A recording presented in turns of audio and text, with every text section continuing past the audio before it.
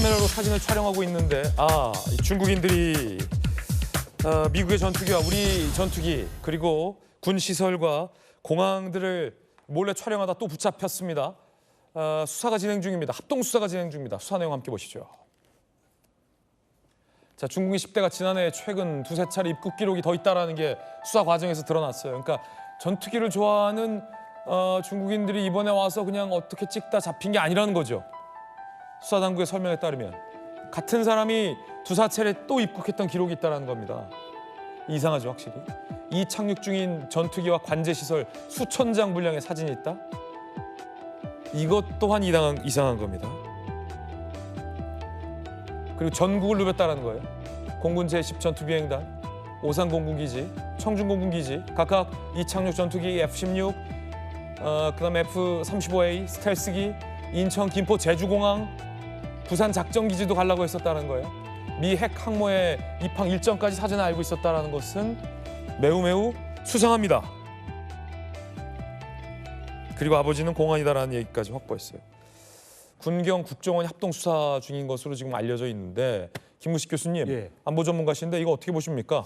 사실 지금 우리나라와 중국 사이에 일정 정도의 이제 안보상의 여러 가지 그 긴장 관계도 있고 협력해야 될 것도 있습니다만 지금 저 10대 소년들이 와서 우리나라 전투기와 관련된 것들 찍은 거잖아요. 그럼 뭐 우리나라 인천공항이나 뭐 김포공항 가서 찍은 거야 뭐 공항에서 사진 찍을 수 있죠. 그러나 지금 전투기가 배치되어 있는 공군기지에 가서 사진을 찍었단 말이에요. 그것도 전투기하고 뭐 관제시설 같은 경우 이런 것들을 찍었는데 제가 이해되지 않는 것은 물론 이제 군경이 합동으로 수사를 해야 되겠습니다만 수상한 게 10대고 지금 고등학생이라는 거 아닙니까? 고등학생이 지금 학기 중 아닌가요? 제가 볼 때 그 학교를 빠지고 나왔나? 아니면 뭐 학교를 거의 자퇴했나? 뭐 이런 생각이 들 정도로 정말 심상치는 않습니다. 그렇군요. 학기 중이네요. 그러면요. 고등학생이면 좀 이따가 중간고사 기간이에요. 당연히 학교에 다녀야 되는 학생인데 저 사람들이 그것도 한 번도 아니고 여러 차례 와서 계속 반복적으로 공군기지에 있는 우리나라의 전투기 재원들에 대해서 사진을 찍었고 그 수천 장이 이렇게 분량이 있다고 하는 것은 분명히 무슨 의도가 있을 거라는 합리적 의심이 있습니다. 그래서 분명히 확실하게 좀 조사를 해볼 필요가 있고요. 그 내용에 대해서 그것이 중국이 과연 필요로 하는 군사적인 정보와 관련된 것이 있다고 한다면 이건 심각하게 받아들여야 됩니다. 방금 말씀하신 부분이 이제 미국의 F-35 전투기와 미 이 전략 항공모함 말씀하시는 거죠? 그렇죠. 그러니까 그건 우리 한미동맹의 중요한 전략 자산 중에 하나거든요.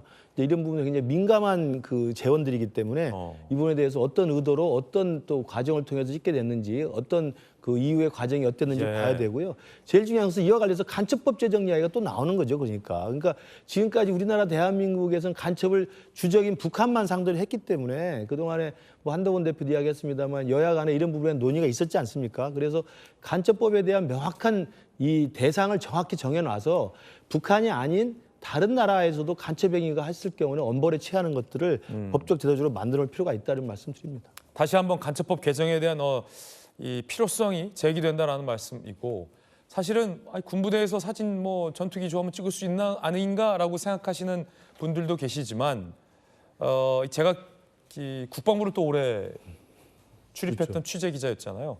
저희 같은 이 국방부를 출입했던 취재 기자들도 군부대 내에 들어가서 사전에 협조가 된 어떤 취재 활동과 촬영을 할 때에도 명확하게 촬영이 허가된 것과 촬영을 해서는 안 되는 이 전략 자산에 대한 촬영을 제한하는 구분이 엄격합니다.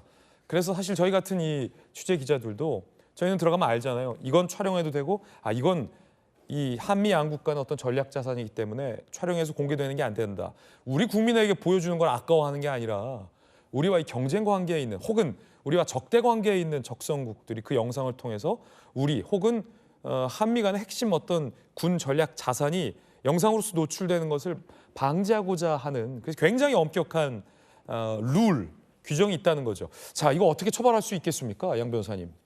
지금 규정으로도 이제 군사실 보호법 같은 규정으로도 이제 3년 이하의 징역으로 처벌된 규정이 있는데 사실 이런 중국 10대들이 뭐 전투기 촬영이나 대한민국 전략 자산을 이렇게 막 수천 장을 촬영한 거에 대해서는 전 굉장히 엄벌해야 된다고 생각을 합니다. 이런 게 다시는 이런 일이 일어나서 안 된다고 생각을 하고요. 그래서 지금 규정으로도 처벌할 수 있는 규정이 있음에도 너무 조금 그 법정형이 낮게 책정이 되어 있는 게 아닌가. 그래서 이번 일을 기회로 이런 뭐 국가 안보와 관련된 규정들을 조금 재정비할 필요 있다고 생각을 하고요. 사실 근데 이제 아까 나왔던 지도를 보고 놀랐던 거는 아니 이런 중국 외국 이제 10대들이 이제 거의 뭐 대한민국 전역을 돌면서 뭐 공항이라든가 뭐 오산기지나 청주기지 이렇게 이런 걸 이렇게까지 막 거의 전국을 누비면서 촬영을 수천 장을 할 동안 도대체 이제 우리나라 이제 안보는 왜 이런 걸 이렇게 미리 사전에 견제하거나 잡아내지 못했나라는 너무 아쉬움이 있습니다. 이게 다 지금 문제가 된 지금 윤석열 정부에서 이런 국방 안보 이런 이 안보에 이제 구멍이 생겼다는 걸 단적으로 보여준 예라고 할 수 있는데 사실 국방부가 이런 안보를 지키고 안보 자산을 지키고 이제 특히 뭐 북한과의 관계나 외국과의 관계에 있어서도 안보를 튼튼하게 하는 것이 본연의 업무인데 그게 아니라 이제 군을 뭐 이제 무슨 비상계엄에 활용한다거나 그런 안보 공백이 사실 현실적으로 드러났기 때문에 네. 이 일을 계기로서도 좀 더 국방부라든가 이런 안보 관계자들께서 더 이런 일이 없도록 정비할 필요가 있다고 생각합니다. 김영주 의원님, 네. 여당에서는 민주당이 간첩법 개정을 막고 있다라고 계속 비판하잖아요. 여당 설명대로라면 민주당은 왜 이렇게 간첩법 개정에 주저하는 거죠? 글쎄요, 뭐 그런 부분도 약간의 오해나 그런 것들이 있을 수 있죠.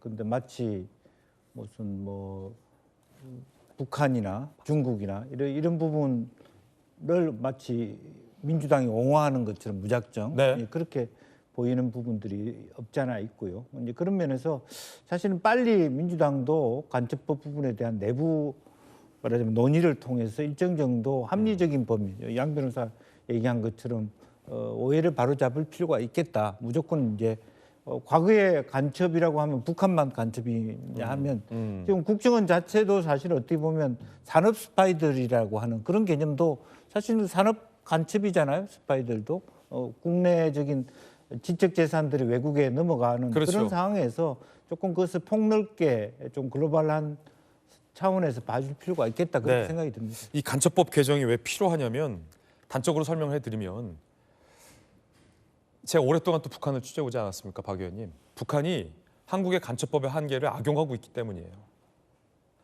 남용에 대한 우려도 우리가 새겨드려야 됐지만 북한이 우리의 간첩법 적용 한계를 악용하고 있다. 무슨 말이냐면 과거에는 북한 공작원이나 북한 스파이가 직접 공작을 펼쳤다면 지금은 중국인을 내세우는 거죠. 혹은 조선 동포를 내세우는 겁니다. 그래서 우회해서 중국인이나 조선 동포를 통해서 이른바 이 공작을 통해서 얻어낸 은밀한 이 자료나 기밀을 중국인을 한 번 걸쳐서 전달받게 되면 중국인을 우리가 제대로 간첩죄로 처벌할 수가 없기 때문에 그 배후에 있는 이 북한 공작원까지 제대로 수사 처벌이 이루어지지 않는다라는 점을 북한이 인지하고 악용하고 있어서 하여튼 뭔가 간첩법 개정이 좀 빨리 필요할 것 같은데 우리 박정호 의원께서는 어떻게 좀 생각하십니까? 우선 이 사건에 대해서 보면 그 아버지가 공안이다 그리고 10대다 이렇게 얘기를 했어요. 취미다. 저렇게 허술할 수가 있어요. 허술할 수 스파이가. 있겠냐. 예, 그러니까 이거는 물론 언론에 나오고 하지만 사건의 전말에 대해 더 정확하게 조사를 해야 되는 거고요. 조사가 필요하다. 예, 맞는 그렇죠. 말씀이십니다. 그런데 이제 문제는 침소봉대에서 마치 이것이 정말로 조작을 해서 들어와서 했다면 큰 문제지만 그렇지 않은데도 이것이 계속 한중 관계가 안 좋아지는 쪽으로 가서는 안 되겠다. 신중할 필요도 있다. 지난번에 네. 시진핑 주석이 우리 한알령에 대해서 간접적으로 표현했어요. 그러니까 문화교류를 더 해야 되는 거 아니냐. 중국에 대한 음식이나 노래나 이런 드라마 같은 것들을 한국에서 마음대로 볼 수 있는데 왜 중국에서는 요즘 보기 힘드냐 이렇게 질문하니까 이 문화교류는 정말 매력적인데 부작용은 서로가 조심해야 된다 이렇게 얘기를 합니다. 그래서 사실 그동안 중국이라는 나라도 워낙 인구가 많고 그 네티즌들이 뭐 이렇게 자기네들 마음대로 얘기하는 것들이 있긴 하지만 이 건에 대해서는 그러기 때문에 더 철저히 조사해야 되고요. 그렇죠. 그래서 이것이 실제로 그런 의도가 있었다면 강하게 대응해야지 다음에 이런 일벌백계로 이런 일이 일어나지 않을 거라고 봅니다. 네, 여러 전문가들의 의견까지 전해드렸습니다. 뜨거운 소식 함께했습니다.